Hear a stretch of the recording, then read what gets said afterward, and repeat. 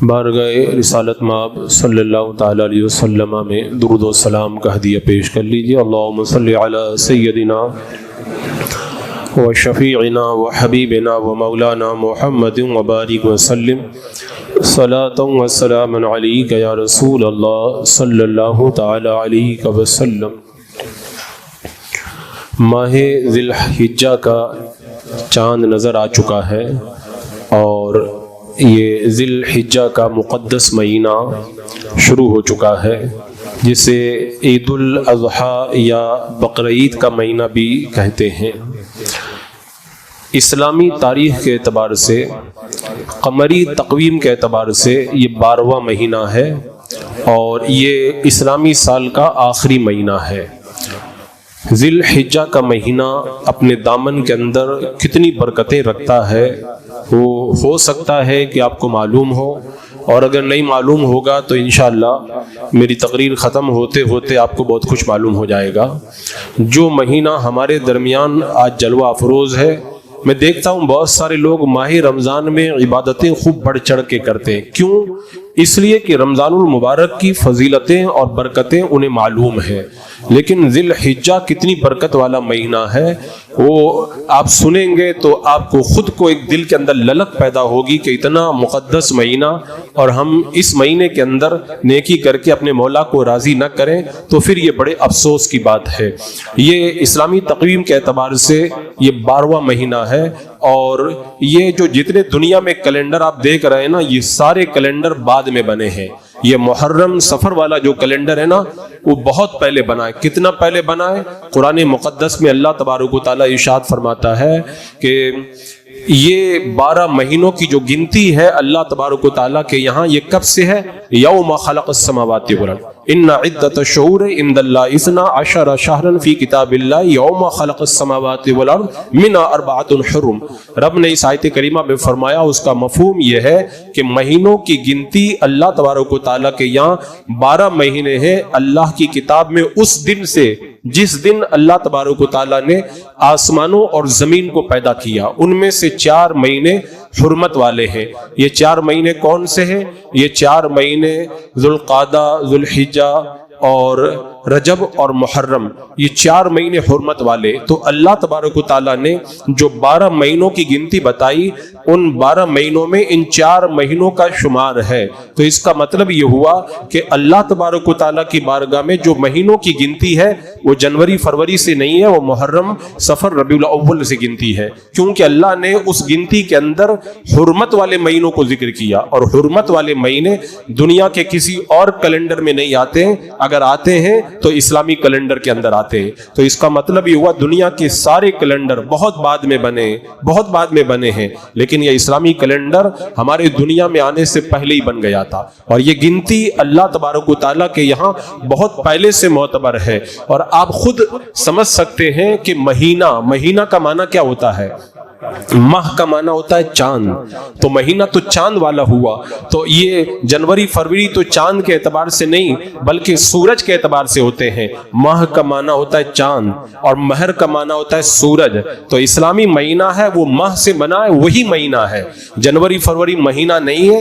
لوگ مہینہ کہہ دیتے ہیں، یہ ان کی سمجھ ہے، ان کی مرضی ہے، ورنہ سورج سے یہ اس کی گنتی گنی جاتی ہے، اور سورج کو جو ہے مہر کہتے ہیں۔ تو اسلامی مہینہ ہے، اور جنوری فروری مہینہ نہیں بلکہ مہرینہ ہے، وہ جو ہے وہ سورج کے اعتبار سے ہے۔ اور میں کہوں کہ جو حقیقی جو سال ہے، حقیقی سال یہ صرف اور صرف محرم اور سفر والا ہے، ورنہ جنوری فروری والا حقیقی سال ہے ہی نہیں، کیونکہ سورج جو اپنا چکر پورا کرتا ہے، وہ سورج اپنا چکر 365 دن اور 6 گھنٹے میں پورا کرتا ہے۔ یہی وجہ ہے کہ آپ دیکھتے ہیں کہ 4 سال کے بعد میں ایک دن یہ لوگ کیلنڈر میں بڑھا دیتے ہیں اور فروری 28 کے بجائے 29 کی کر دیتے ہیں، کیونکہ پورا سال ان کا فٹ بیٹھتا ہی نہیں ہے۔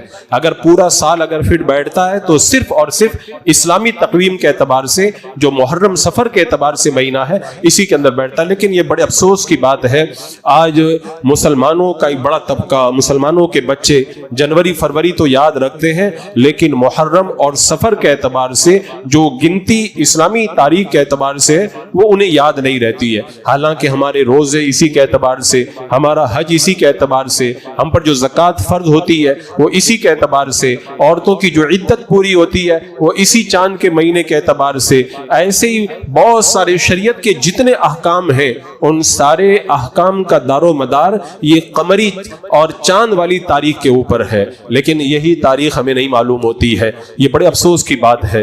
تو یہ ماہ ذی الحجہ جو ہمارے درمیان جلوہ افروز ہوا ہے، اللہ تبارک و تعالیٰ نے اس مہینے کو بڑی برکت عطا فرمائی ہے۔ ویسے تو سارے مہینے اللہ کے، سارے دن اللہ کے، لیکن اللہ تبارک و تعالیٰ کچھ مہینوں کو اور کچھ دنوں کو خصوصیت عطا فرماتا ہے۔ رب تبارک و تعالیٰ نے اس مہینے کو بھی خصوصیت عطا فرمائی ہے۔ حضرت شیخ ابو طالب مکی رحمۃ اللہ تعالیٰ علیہ قوت القلوب کے اندر فرماتے ہیں کہ سال کے اندر 19 دن ایسے ہیں جو برکت والے ہیں، جن دنوں کے اندر، جن دنوں میں وظائف پڑھنا، نوافل پڑھنا مستحب ہے اور زیادہ پسندیدہ مانا جاتا ہے۔ اب آپ کو یہ سن کر کے حیرت ہوگی، پورے سال کے اندر 19 دن برکت والے ہیں، ان 19 میں سے 13 دن اس مہینے کے اندر ہیں، 19 میں سے 13 دن اس مہینے کے اندر ہیں۔ ایک تو جو ہے وہ اس ماہ ذی الحجہ کا پہلا عشرہ 1 سے لے کے 10، اور پھر اس کے بعد میں ایام تشریق یعنی وہ 12 تاریخ تک، یعنی 11، 12 اور 13 تاریخ تک۔ تو 1 تاریخ سے لے کر ذی الحجہ کی 13 تاریخ تک یہ جو 13 دن ہیں یہ برکت والے مہینے، رحمت والے مہینے، جن میں عبادتوں کا ثواب بڑھ جاتا ہے، جن میں وظائف اور بھی زیادہ پسندیدہ مانے جاتے ہیں، مستحب مانے جاتے ہیں۔ تو ایک طرف پورے سال کے اندر برکت والے دن کتنے؟ 7 دن۔ برکت والے دن کتنے؟ 7 دن اور 6 دن، اور باقی 13 دن اللہ تبارک و تعالیٰ نے اس مہینے کے اندر عطا فرما دیے۔ اسی لیے میرے آقا صلی اللہ تعالیٰ علیہ وسلم نے ارشاد فرمایا، اللہ کے رسول علیہ السلام ارشاد فرماتے ہیں کہ افضل عشرہ اللہ تبارک و تعالیٰ کے یہاں ذی الحجہ کے دن ہے، یعنی جو 10 دنوں کا جو ایک عشرہ ہوتا ہے، اللہ تبارک و تعالیٰ کی بارگاہ میں سب سے زیادہ فضیلت جو دی گئی ہے دنیا کے دنوں کے اندر وہ ذی الحجہ کے شروع کے 10 دنوں کو دی گئی ہے۔ اور ایک اور موقع پر اللہ کے رسول صلی اللہ تعالیٰ علیہ وسلم نے ارشاد فرمایا کہ اللہ تبارک و تعالیٰ کی بارگاہ میں جتنا مقبول اور محبوب عمل ان ذی الحجہ کے ان 10 دنوں کے اندر ہے اتنا باقی اور دنوں کے اندر نہیں ہے۔ یعنی یہ 10 دن ایسے چل رہے ہیں، آپ اور دنوں میں بھی نیکی کریں، وہ نیکی ہے، اللہ تعالیٰ آپ سے خوش ہوگا، لیکن ان 10 دنوں کے اندر بندہ اگر نیکی کرے، نیک کام کرے، اللہ کو راضی کرے، تو اللہ تبارک و تعالیٰ اور بھی زیادہ اس کو پسند فرماتا ہے۔ اللہ رب قدیر نے قرآن مقدس میں ارشاد فرمایا، والفجر، قسم ہے فجر کی، والیال عشر، اور قسم ہے کتنی راتوں کی؟ 10 راتوں کی۔ حضرت عبداللہ ابن عباس رضی اللہ تعالیٰ عنہ فرماتے ہیں قرآن مقدس کی اس آیت کریمہ میں جن 10 راتوں کی قسم اللہ نے یاد فرمائی ہے، ان 10 راتوں سے مراد ہے ذی الحجہ کی یہ 10 راتیں، یعنی چاند رات سے لے کر کے عید تک یہ جو 10 راتیں، اب آپ خود اندازہ لگائیں، جو قسم کھائی جاتی ہے چھوٹی موٹی چیز کی قسم نہیں کھائی جاتی ہے۔ آدمی جتنا بڑا ہوتا ہے اتنی بڑی چیز کی قسم کھاتا ہے اپنی حیثیت کے مطابق، بلا تشبیہ و بلا تمثیل۔ اللہ رب قدیر نے جب ان 10 دنوں کی قسم یاد فرمائی، اس کا مطلب یہ ہوا کہ اللہ تبارک و تعالیٰ کی بارگاہ میں یہ 10 راتیں بڑی مقبول ہیں، بڑی محبوب ہیں۔ اسی لیے حضرت سعید بن مسیب رضی اللہ تعالیٰ عنہ فرماتے ہیں کہ ذی الحجہ کی ان 10 راتوں کے اندر اپنے چراغ مت بجھایا کرو، اپنے چراغ مت بجھایا کرو۔ چراغ کب بجھایا جاتا ہے؟ جب بندہ سونے لگتا ہے، جب رات میں بندہ آرام کرتا ہے تو چراغ بجھا دیتا ہے۔ حضرت سعید بن مسیب رضی اللہ تعالیٰ عنہ فرماتے ہیں کہ ان 10 راتوں کے اندر اپنے چراغ مت بجھاؤ۔ اس کا مطلب یہ ہوا کہ رات میں چراغ جلایا ہوا رکھو اور جلدی سو مت جاؤ، رات میں جاگو اور جاگ کر کے اللہ کی عبادت کرو۔ وہ خود کہتے بھی تھے اور ان راتوں کے اندر بڑی عبادت کیا بھی کرتے تھے۔ تو یہ ہمارے اسلاف کا طریقہ، ہمارے بزرگوں کا طریقہ کہ ذی الحجہ کی ان 10 راتوں کی اور ان 10 دنوں کی بڑی قدر کرتے تھے اور ان راتوں کا انتظار کیا کرتے. جیسے ہم لوگ ماہ رمضان کا انتظار کرتے ہیں نا, تو ماہ رمضان کے ساتھ ساتھ ذی الحجہ کی ان 10 راتوں کا بھی انتظار کرتے تھے. اب آپ خود بتائیں, اگر کوئی آفر نکل جائے تو بندہ اس آفر کا فائدہ اٹھانا چاہتا ہے, تو اس سے بڑا آفر کیا ہوگا کہ اور دنوں میں آپ نیکی کرو تو ثواب کم ملے, اور ان 13 دنوں کے اندر عبادتوں کا ثواب بڑھا دیا گیا ہے, نیکیوں کا ثواب بڑھا دیا گیا ہے. اللہ تبارک و تعالیٰ ان دنوں میں نیکیوں کو اور زیادہ پسند کرتا ہے. حضرت حفصہ رضی اللہ تعالیٰ عنہ ام المومنین فرماتی ہے, اللہ کے رسول صلی اللہ تعالیٰ علیہ وسلم 4 چیزیں کبھی بھی نہیں چھوڑتے تھے, 4 چیزیں کبھی نہیں چھوڑتے تھے. اللہ کے رسول علیہ السلام عاشورہ کا روزہ نہیں چھوڑا کرتے تھے. ہر مہینے کے 3 روزے جو 13, 14, 15 کے ایام 20 کے روزے, وہ میرے آقا علیہ السلام نہیں چھوڑا کرتے تھے. اور ذی الحجہ کی 1 تاریخ سے لے کر کے 9 تاریخ تک یہ جو 9 روزے ہیں, اللہ کے رسول علیہ السلام ان روزوں کو بھی نہیں ترک کرتے تھے, پابندی کے ساتھ میں رکھا کرتے تھے. اور اسی طرح فجر کی سنتیں, یہ 4 کام ایسے تھے جن کو اللہ کے رسول علیہ السلام کبھی ترک نہیں کرتے تھے. اب رہ گئے سوال کہ 13 دن فضیلت والے ہیں, 9 ہی دن کیوں روزہ رکھتے تھے؟ تو آپ کو یہ مسئلہ تو معلوم ہوگا, ذی الحجہ کی 10, 11, 12, 13 ان 4 دنوں کے اندر روزہ رکھنا جائز نہیں ہے. روزہ رکھنا گناہ ہے ان 4 دنوں کے اندر, کیونکہ اللہ نے یہ 4 دن ہمیں کھانے پینے کے لیے دیے ہیں, ہمیں مہمان بنایا اللہ نے 4 دنوں کے لیے ہم کو. تو ان 4 دنوں کے اندر ہمیں کھانے پینے کا حکم دیا گیا. باقی جو شروع کے جو 9 دن ہیں وہ اللہ تبارک و تعالیٰ نے عبادت کے لیے بنائے. اسی لیے اللہ کے رسول علیہ السلام پابندی کے ساتھ میں ان دنوں کا روزہ ضرور رکھا کرتے تھے. یہ اللہ کے رسول صلی اللہ تعالیٰ علیہ وسلم کا مقدس معمول تھا. تو حضرات مکرم, ابھی یہ جو 10 دن چل رہے ہیں, ان 10 دنوں کی عظمت کو سمجھو. اللہ تبارک و تعالیٰ کی بارگاہ میں ان 10 دنوں کی عظمتیں کتنی زیادہ ہیں. یہ نیکیوں میں بسر کرنے کا مہینہ. اچھا, یہ ذی الحجہ کا مہینہ اپنے دامن میں کتنی برکتیں رکھتا ہے.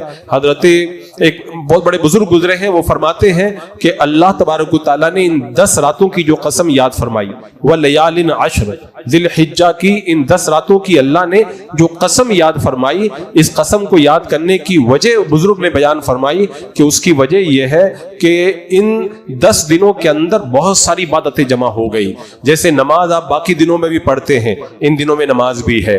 آپ روزہ اور دنوں میں بھی رکھتے ہیں, لیکن ان دنوں کے اندر روزے کا ثواب بڑھ جاتا ہے. تو روزہ ان دنوں کے اندر ہے, قربانی اور دنوں کے اندر نہیں ہے, قربانی ان دنوں کے اندر پائی جاتی ہے. صدقہ کا ثواب اور دنوں میں بھی ہے, ان دنوں میں بڑھ جاتا ہے. اور حج جو اسلام کا ایک مقدس فریضہ ہے, ایک مقدس فریضہ ہے, وہ کبھی نہیں ادا ہوتا اور دنوں کے اندر. اگر ادا ہوتا ہے تو اسی مہینے کے اندر ادا ہوتا ہے. تو آپ یہ سمجھ لیں, جو اہم عبادتیں ہیں, جو بنیادی عبادتیں ہیں, خاص عبادتیں ہیں, ان ساری عبادتوں کو اللہ تبارک و تعالیٰ نے ذی الحجہ کے اندر جمع کر دیا. نماز, روزہ, صدقہ, قربانی اور حج, یہ ساری عبادتیں اس مہینے کے اندر جمع ہو گئی. تو یہ اللہ تبارک و تعالیٰ نے بڑی برکت والا مہینہ ہمیں عطا فرمایا, جو ہمارے درمیان آج موجود ہے اور جس کی برکتوں سے ہم لوگ مالا مال ہو رہے ہیں. لیکن افسوس یہ ہے ہمیں اس کی برکتوں کا پتہ نہیں. ہوتا کیا ہے, آدمی کو جب معلومات نہ ہو تو پھر بندہ فائدہ نہیں اٹھا پاتا, لیکن جب معلومات ہو تو بندہ فائدہ اٹھا لیتا ہے.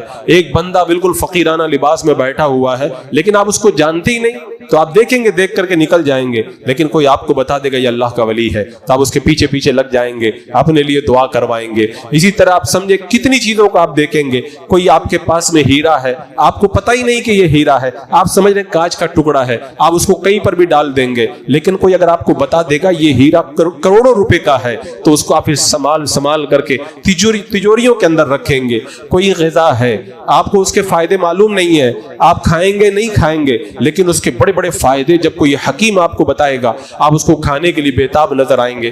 تو ایک انسان کی فطرت ہے, انسان جو چیز جانتا ہے اس کی طرف توجہ کرتا ہے, اور جس کو نہیں جانتا ہے, کتنی مرتبہ آپ نے دیکھا ہوگا لوگ مزارات کے پاس سے گزرتے ہیں اور گزر جاتے ہیں, لیکن اگر پتہ چل جائے اس علاقے کے اندر ایک فلاں اللہ کا ولی ہے, وہاں پہ دعائیں بڑی قبول ہوتی ہے, تو بندہ گزرتا نہیں, خود پیسہ خرچ کر کے وہاں پہ جاتا ہے, وہاں جا کر کے دعائیں کر کے برکتیں حاصل کرنے کی کوشش کرتا ہے. تو یہ فطرت انسانی ہے. تو ماہ ذی الحجہ کے یہ جو 10 دن اور 10 راتیں بلکہ 13 دن ہیں، ان دنوں کی قدر ہمیں معلوم نہیں. اگر معلوم ہوتی تو ہم ان کے اندر زیادہ سے زیادہ عبادت کر کے اپنے مولا کو راضی کرنے کی کوشش کرتے. اللہ تبارک و تعالیٰ قرآن مقدس میں ارشاد فرماتا ہے وَيَذْكُرُ اسْمَ اللَّهِ فِي أَيَّامٍ مَعْلُومَاتٍ. چاہیے کہ وہ کیا کریں، وہ ذکر کریں، اللہ کا ذکر، اللہ کے نام کا ذکر کریں مقررہ دنوں کے اندر. حضرت عبداللہ بن عباس رضی اللہ تعالیٰ عنہ فرماتے ہیں ان جن دنوں کے اندر اللہ نے اپنا ذکر کرنے کا حکم دیا ہے، ذکر کو بیان فرمایا ہے، اس سے مراد ذی الحجہ کے یہی شروع کے 10 دن ہے. یہ شروع کے 10 دن ہے، انہی دنوں کے اندر اللہ نے اپنا ذکر زیادہ کرنے کا حکم دیا ہے. اچھا، علماء کے درمیان یہ ایک بحث ہے، علماء میں یہ ایک بحث پائی جاتی ہے کہ ماہ رمضان المبارک کا جو آخری عشرہ ہے جس میں شب قدر ہے اور جس کے اندر لوگ تاک راتوں میں جاگتے ہیں، عبادتیں کرتے ہیں، وہ آخری عشرہ افضل ہے یا ذی الحجہ کا یہ پہلا عشرہ، پہلا 10 دن یہ افضل ہے؟ تو علماء نے تطبیق دیتے ہوئے فرمایا کہ رمضان المبارک کا جو آخری عشرہ ہے اس آخری عشرے کے اندر چونکہ شب قدر پائی جاتی ہے تو شب قدر کی وجہ سے ماہ رمضان کے آخری عشرے کی جو راتیں ہیں وہ راتیں افضل ہو گئی. لیکن ان ذی الحجہ کے شروع کے دنوں کے اندر عرفہ کا دن پایا جاتا ہے تو اس دن کی وجہ سے ذی الحجہ کے شروع کے 10 دن افضل ہو گئے. یعنی یہ اختلاف انہوں نے اس طرح ختم کر دیا کہ رات کے اعتبار سے دیکھا جائے تو ماہ رمضان کا آخری 10 دن وہ افضل ہے، اور اگر دن کے اعتبار سے دیکھا جائے تو ذی الحجہ کے یہ شروع کے 10 دن یہ افضل ہے. کیوں؟ ادھر رات میں شب قدر ہے، ادھر دن میں عرفہ کا دن ہے، تو دن نے ان 10 دنوں کو فضیلت دے دی اور شب قدر نے ان 10 راتوں کو فضیلت عطا فرما دی ہے. اب آپ کہیں گے کہ اتنا پیارا مہینہ جب اللہ نے عطا کیا، یہ بڑے قیمتی 10 دن جب اللہ نے عطا کیا، ہم کیا کریں ان 10 دنوں کے اندر؟ تو میرے آقا علیہ السلام نے بتا بھی دیا کہ کیا کرو، بتا بھی دیا کہ کیا کرو. میں وہ چیزیں آپ کو بتاتا ہوں، آپ بھی اگر کر رہے ہیں تو اچھی بات ہے، اور نہیں کر رہے تو آج سے کرنا شروع کر دیں. یہ گولڈن چانس، بڑا اچھا موقع ملا ہے، ہمیں اس موقع کا فائدہ اٹھا لینا چاہیے.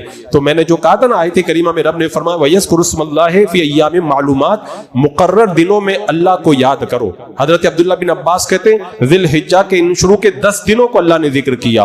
اب اللہ کے رسول فرماتے ہیں ان 10 دنوں میں کیا پڑھو؟ فرمایا سبحان اللہ پڑھو، الحمدللہ پڑھو، لا الہ الا اللہ پڑھو اور اللہ اکبر پڑھو. تسبیح، تحلیل، تحمید، ان 4 چیزوں کو اللہ کے رسول علیہ السلام نے پڑھنے کا حکم دیا. تو ان چاروں کو اگر اکٹھا کر دیا جائے تو سبحان اللہ والحمدللہ ولا الہ الا اللہ واللہ اکبر، یہ چاروں چیزیں آ گئی.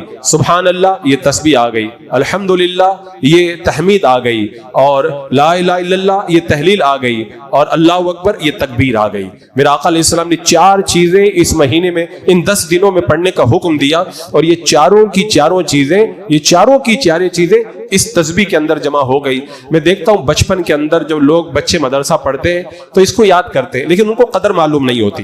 لوگ جب بڑے ہو جاتے ہیں یہ تسبیح جب ان کو بتائی جاتی ہے اس کو معمولی تسبیح سمجھتے ہیں. لیکن شاید آپ کو معلوم نہ ہو یہ جو تسبیح ہے نا سبحان اللہ والحمدللہ ولا الہ الا اللہ واللہ اکبر، یہ کتنی عظیم تسبیح ہے. یہ اتنی عظیم تسبیح کہ معراج کی رات میرے آقا صلی اللہ تعالی علیہ وسلم جب معراج پہ تشریف لے گئے اور جب سارے آسمانوں کو عبور کر کے بیت النور کے پاس میں پہنچے تو بیت النور کے پاس میں سنہری کرسی پر ہم سب کے جد امجد حضرت ابراہیم علیہ السلام تشریف فرماتے. میرے آقا صلی اللہ علیہ وسلم جب پہنچے حضرت ابراہیم علیہ السلام کو سلام کیا، انہوں نے سلام کا جواب دیا، اور پھر بعد میں حضرت ابراہیم نے کیا کہا تھا؟ اپنی امت کو جا کے میرا سلام کہہ دینا. اللہ اکبر. آج حضرت ابراہیم علیہ السلام کی یادیں ہم مناتے ہیں نا تو وہ بھی ہم سے کتنا پیار کرتے ہیں. فرماتے اپنی امت کو جا کے سلام کہہ دینا، ان کو کہنا کہ جنت کی زمین بڑی زرخیز ہے اور یہاں کا پانی بڑا میٹھا ہے، کہا اس کے اندر پودے لگاؤ.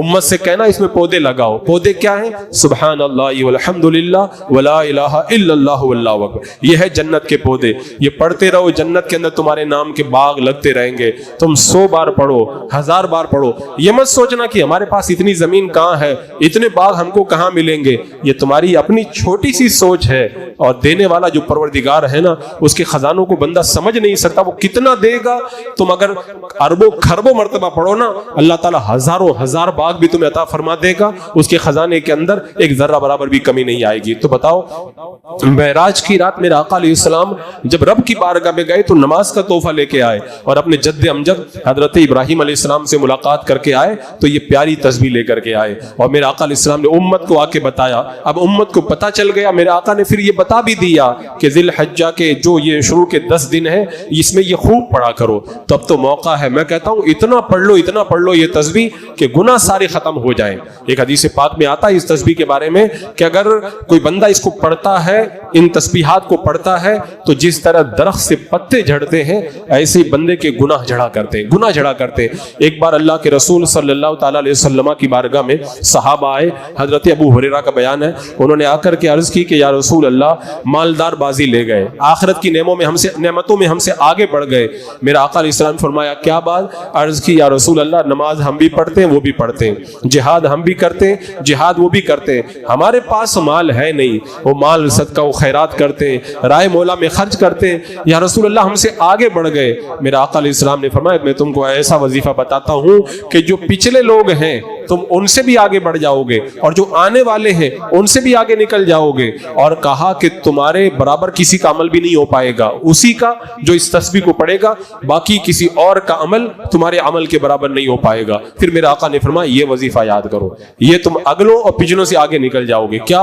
जब नमाज पढ़ लो तो 10 मरतबा सुभान अल्लाह, 10 मरतबा अल्हम्दुलिल्लाह और 10 मरतबा अल्लाहु अकबर। और दूसरी हदीस पाक में है 33 मरतबा सुभान अल्लाह, 33 मरतबा अल्हम्दुलिल्लाह और 34 मरतबा अल्लाहु अकबर पढ़ो। ये ऐसा वजीफा मैं तुम्हें दे रहा हूं, तुम गरीब हो ना, मालदारों से भी आगे निकल जाओगे अगर मालदारों ने ये वजीफा नहीं पढ़ा तो। अल्लाह के रसूल अलैहि सलाम ने जो वजीफा दिया ना, ये सारी चीजें इस तस्बीह के अंदर जमा है। तो इस महीने के अंदर हमें इसकी कदर करना चाहिए। अब आप देखें, जो आदमी जो चीज पसंद करता है वो अपनी हैसियत के मुताबिक पसंद करता है। गरीब आदमी का बच्चा एक छोटे से खिलौने से खुश हो जाता है, अमीर आदमी का बच्चा उसको कीमती गाड़ी चाहिए, और अगर अरबोंपति का अगर बच्चा है वो तो जब तक असली गाड़ी ना मिल जाए खिलौने से उसका दिल बहलता भी नहीं है। ये अपनी अपनी जो एक हैसियत हुआ करती है, आदमी जो चीज पसंद करता है अपनी कैपेसिटी और अपनी हैसियत के एतबार से पसंद करता है। आप बताएं, कौनैन के दूल्हा सल्लल्लाहु ताला अलैहि वसल्लम, जिनके दरवाजे पे जिब्रील अमीन कायनात की कुंजियां लेकर के हाजिर हो, सारे खजाने जिनके कब्जे में, चांद को इशारा करें तो चांद के 2 टुकड़े हो जाए, सूरज पलट आए, सारी चीजों पे जिनका कब्जा हो, वो अल्लाह के रसूल अलैहि सलाम जब पसंद करेंगे तो उनकी पसंद कितनी बड़ी पसंद होगी। अल्लाह के रसूल अलैहि सलाम की पसंद देखें। मेरे आका सल्लल्लाहु अलैहि वसल्लम ने फरमाया सुभान अल्लाहि वल्हम्दुलिल्लाहि वला इलाहा इल्लल्लाह वल्लाहु अकबर। ये तस्बीह मुझे जिन जिन चीजों के ऊपर सूरज तुलू हुआ है उन सारी चीजों से ज्यादा मुझे पसंदीदा है।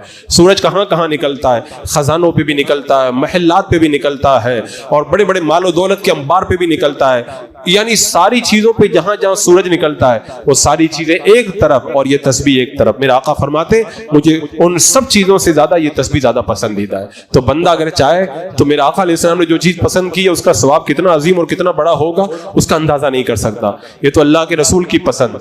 अब मेरे रब की पसंद आप देखें, अल्लाह के रसूल अलैहिस्सलातु वस्सलाम ने इरशाद फरमाया अल्लाह को 4 कलिमात बड़े पसंद है। अल्लाह को 4 कलमे बड़े पसंद है। रब हो करके वो जो चीज पसंद कर रहा वो कितनी बड़ी होगी। असल में खाली बता देना उससे मसला हल नहीं होता, बंदा इसको महसूस करे, रब हो करके वो पसंद कर रहा है, वो कितनी बड़ी पसंद होगी उसका तो कोई अंदाजा क्या, वो बंदे के पास इतनी अक्ल ही नहीं है कि वो उसका अंदाजा कर सके।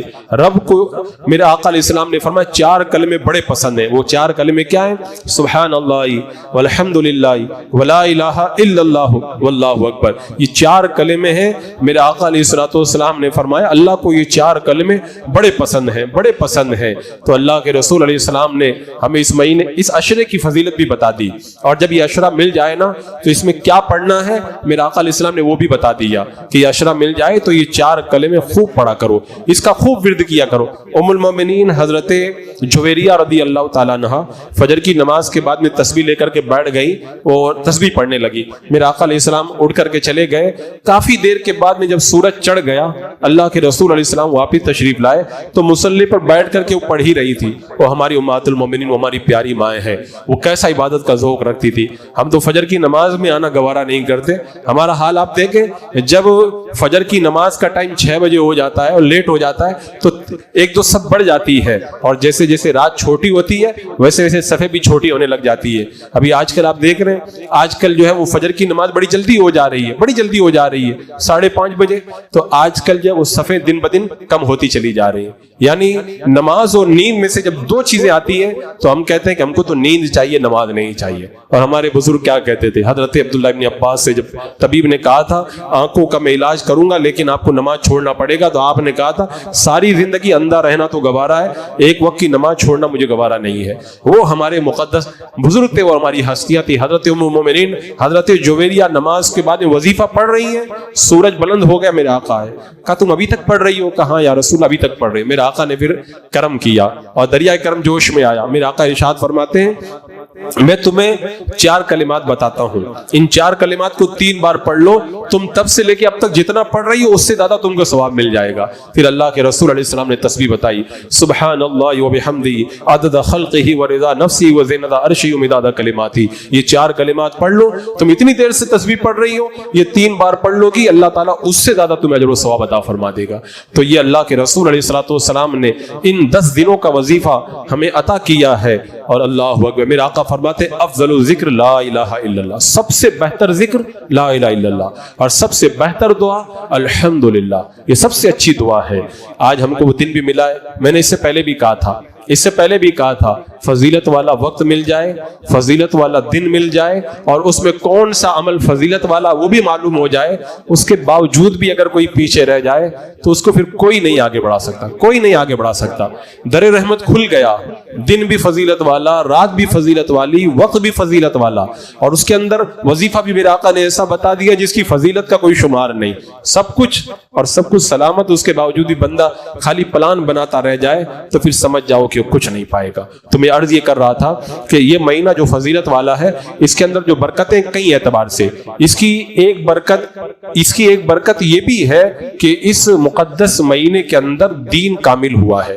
ہمارا جو دین اسلام ہے نا، اس کو اسی مہینے میں کامل کیا گیا. ایک یہودی ہے، حضرت عمر فاروق رضی اللہ تعالیٰ عنہ کی بارگاہ میں حاضر ہوتا ہے اور حاضر ہو کر کے کہتا ہے عمر، تمہارے قرآن کے اندر ایک ایسی آیت کریمہ ہے، وہ آیت کریمہ اگر ہم پر اتر جاتی یہودیوں پر تو ہم اس دن عید مناتے. حضرت عمر نے کہا کون سی آیت کریمہ؟ کہا الیوم اکملت لکم دینکم واتممت علیکم نعمتی ورضیت لکم الاسلام دینا. اس آیت کریمہ میں رب نے فرمایا آج میں نے تمہارے لیے تمہارا دین کامل کر دیا اور اپنی نعمت کو تمہارے اوپر تام کر دیا، اور میں تمہارے لیے دین اسلام سے راضی ہو گیا. اللہ نے دین کے کامل ہونے کی بشارت اس آیت کریمہ میں رب نے فرمائی. تو یہ اگر ہم پر اتر جاتی نا، ہم تو روزانہ ہر جو دن اترنے والا اس کے اندر میں عید مناتے. حضرت عمر نے انکار نہیں کیا، کہا کہ سنو، مجھے وہ دن بھی یاد ہے اور وہ جگہ بھی یاد ہے جب یہ آیت کریمہ اتری. فرمایا وہ عرفہ کا دن تھا اور وہ جمعہ کا دن تھا، میدان عرفات کے اندر یہ آیت کریمہ اتری تھی.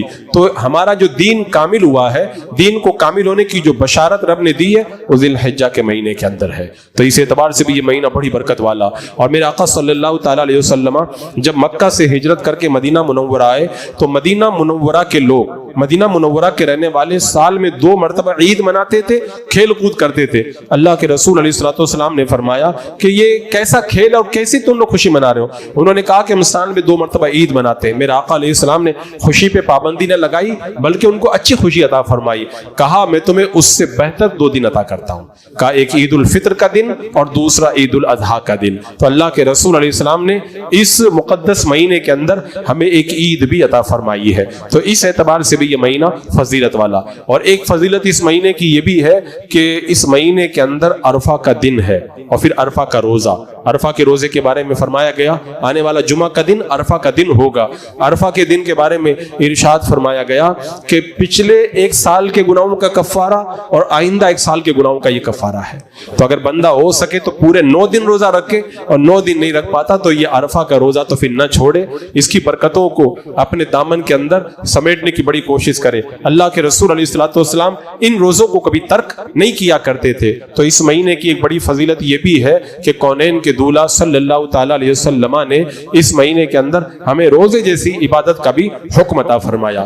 پھر اس مہینے کی ایک فضیلت یہ بھی ہے کہ اس مہینے کے اندر قربانی کی جاتی ہے۔ یہ قربانی کسی اور مہینے میں نہیں ہوتی ہے، اللہ اکبر۔ اور پھر قربانی کا جو دن ہوتا ہے اس دن کے اندر تو اللہ کی بارگاہ کے اندر قربانی سے بہتر کوئی عمل ہوتا بھی نہیں ہے، سب سے پیارا عمل وہی ہوتا ہے۔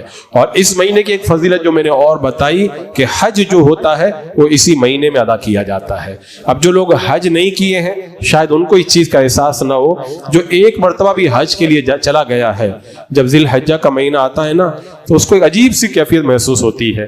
ایسا لگتا ہے جیسے سفید کپڑے پہن کر کے ہم بھی مینا جا رہے ہیں، مزدلفہ جا رہے ہیں، عرفات جا رہے ہیں، اور پھر خانہ کعبہ کی طرف آ رہے ہیں اور صفا مروہ کی صحیح ایک عجب کیفیت ہوا کرتی ہے۔ کیونکہ اس مہینے کے اندر آپ دیکھیں حاجی لوگ جب نکلتے ہیں کیا ان کی کیفیت ہوتی ہے، عرفات کے میدان کی پھر وہ دعائیں اور مینا و مزدلفہ کی وہ شب بیداریاں، وہ عبادتیں، وہ سب رہ رہ کر کے یاد آتی ہے۔ تو آپ دیکھ رہے ہیں کہ اللہ تعالیٰ نے یہ مہینہ عطا فرمایا، ہم لوگ وہاں نہ جا سکے، وہاں جا کے عبادت نہ کر سکے، اگر یہاں پہ چاہیں تو یہیں پر رہ کر کے ان حج کے دنوں کی برکتوں کو حاصل کر سکتے ہیں۔ اور اس اعتبار سے ہم دیکھیں کئی چیزیں ہمیں کرنے کا حکم دیا گیا، ہم بھی روزہ رکھتے ہیں، وہاں پہ وہ بھی روزہ رکھتے ہیں، ہم کو بھی ناخن اور بال ترشوانے کو منع کر دیا اگر قربانی کرنی ہو تو، وہ لوگ بھی بال اور ناخن نہیں ترشواتے ان دنوں کے اندر، ہمیں بھی جاگنے کا حکم دیا، وہ بھی جاگ کر کے عبادتیں کرتے ہیں، وہ بھی قربانیاں کرتے، ہم بھی قربانیاں کرتے، وہ بھی تسبیحات پڑھتے، ہم بھی پڑھتے، لیکن ان کو ایک الگ فضیلت جو رب نے حج کی عطا فرمائی ہے وہ ہمیں نہیں حاصل ہے، لیکن ہمیں ان کی مشابہت اختیار کرنے کی کوشش کرنا چاہیے۔ تو حضرات مکرم، یہ ذی الحجہ کا مہینہ اتنی برکتیں جب اپنے دامن میں رکھتا ہے، اب آپ خود بتائیں جب اتنی برکتیں اگر کسی کو معلوم ہو جائیں، کوئی پیچھے رہ جائے تو اس کو کوئی آگے بڑھا پائے گا؟ کون آگے بڑھا پائے گا؟ تو یہ تو ایک گولڈن چانس ہمیں ملا ہے عبادت کا، ایک بہترین ہمیں ذوق و شوق، کام بندہ کرے اپنا، کام سے بھی تھوڑا وقت نکالے، اور وقت نکال کر کے ان دنوں کے اندر کچھ عبادت کرنے کی کوشش کرے، اور ایک ٹارگیٹ بنا لے، میں اتنی تسبیحات پڑھوں گا، اتنا اللہ کا، کیونکہ رب نے خود فرمایا نا کہ وَيَذْكُرُ اسْمَ اللَّهِ فِي أَيَّامٍ مَعْلُومَاتٍ، مقررہ دنوں میں اللہ کی یاد کریں۔ اللہ خود ہی فرما رہا ہے ان دنوں کے اندر میں، ویسے تو ہمیشہ اللہ کو یاد کرنا چاہیے، لیکن ان دنوں کے اندر زیادہ یاد کرنے کی تاکید کی گئی، اور اللہ کے رسول صلی اللہ تعالیٰ علیہ وسلم ان دنوں میں رب کو خوب یاد کیا کرتے، جیسا کہ حضرت حفصہ رضی اللہ تعالیٰ عنہا کی اس روایت کو آپ نے دیکھا۔ تو حضرات مکرم، ذی الحجہ یہ آخری مہینہ ہے اسلامی سال کا، 12واں مہینہ، اس کے بعد میں آئے گا محرم کا مہینہ، تو اس مہینے میں عبادت کا حکم دیا گیا۔ پھر جب محرم کا مہینہ آئے گا شروع سے عبادت کا حکم، پھر عاشورہ وغیرہ وہ سب بہاریں۔ کیوں؟ اس کی ایک وجہ ہے تاکہ اسلامی سال کا جو اخیر مہینہ ہے وہ عبادتوں پر ختم ہو اور نیا سال شروع ہو تو پھر وہ عبادتوں سے شروع ہو۔ اس کا فائدہ کیا ہوگا؟ ایک روایت میں آتا ہے فرشتے اللہ تبارک و تعالیٰ کی بارگاہ میں بندوں کے اعمال لے کر کے جاتے ہیں، تو شروع میں نیکیاں ہوتی ہے اور اخیر میں نیکیاں ہوتی ہے۔ اللہ تبارک و تعالیٰ فرماتا ہے اے فرشتوں گواہ ہو جاؤ، میں نے بندے کی خاطر ان دو نیکیوں کے بیچ کے جو گناہ ہیں میں نے ان کو معاف فرما دیا ہے۔ یعنی شروع میں بندہ نیکی کر لے، اخیر میں کر لے، تو اللہ تعالیٰ بیچ کے گناہوں کو اپنے کرم سے معاف فرما دیتا ہے۔ اور ایک اور روایت کے اندر فرمایا گیا کہ بندہ، رب کا یہ ارشاد ہے کہ بندہ اگر دن کے شروع میں نیک کام کرے اور دن کے اخیر میں نیک کام کرے، اللہ تعالیٰ فرماتا ہے میں اس کے سارے گناہوں کو معاف فرما دوں گا سوائے کبیرہ کے، کیونکہ کبیرہ تو توبہ سے معاف ہوتے ہیں۔ تو شروعات نیکی سے ہو، اخیر نیکیوں سے ہو، تو بیچ والے گناہ اللہ تعالیٰ معاف فرما دیتا ہے۔ وہ تو آپ لوگوں نے کتنی بار سنا کہ دعا کرو تو درود پاک پڑھا کرو۔ دعا کے وقت میں درود پاک کیوں پڑھا جاتا ہے؟ بزرگوں نے یہی بتایا نا کہ اللہ تعالیٰ درود پاک کو رد نہیں کرتا ہے، درود پاک کو تو ضرور اللہ قبول فرماتا ہے۔ تو جب شروع میں آپ نے درود پڑھا اللہ نے قبول کر لیا، اخیر میں آپ نے درود پڑھا اللہ نے اس کو قبول کر لیا، تو پھر جب اول و آخر درود پڑھا اللہ نے اول و آخر کو قبول کر لیا، تو وہ اتنا کریم ہے، شروع کو قبول کر لے، اخیر کو قبول کر لے اور بیچ والے کو چھوڑ دے، ایسا نہیں ہوگا۔ اللہ تعالیٰ ان دونوں مقبول درودوں کے صدقے میں بیچ والی دعا کو بھی اللہ قبول فرما لے گا۔ تو اول نیکی آخر نیکی، تو بیچ والا بھی اللہ تعالیٰ نیکی بنا دیتا ہے۔ تو اسی لیے ذی الحجہ کے مہینے میں خوب نیکیاں کریں، پھر محرم میں نیکیوں سے شروعات کریں۔ اللہ تعالیٰ اس کی برکت سے پہلا مہینہ اور 12واں مہینہ کے بیچ میں جو کچھ بھی ہم سے کوتاہیاں ہوں گی اللہ تعالیٰ ان کو معاف فرما دے گا۔ تو اس طریقے سے ہمیں ایک جذبہ لے کر کے کی نیکیوں کے اندر بسر کرنا ہے. کوئی ضروری نہیں کہ پوری رات آپ جاگ کر کے عبادت کریں. رات میں آپ جتنی دیر جاگ سکتے ہیں کم سے کم ایک بار ہی یہ تسبیحات پڑھ لیں. 100 مرتبہ یہ تسبیحات پوری ایک تسبیح ایک بار ہی پڑھ لیں تو اس سے بھی آپ کو برکتیں حاصل ہوں گی. اور اگر آپ کچھ نہیں کر سکتے تو کم سے کم عشاء کی نماز جماعت کے ساتھ پڑھیں اور فجر کی نماز جماعت کے ساتھ ادا کریں تو اللہ تعالیٰ آپ کو رات بھر عبادت کا ثواب ایسے بھی عطا فرما دے گا.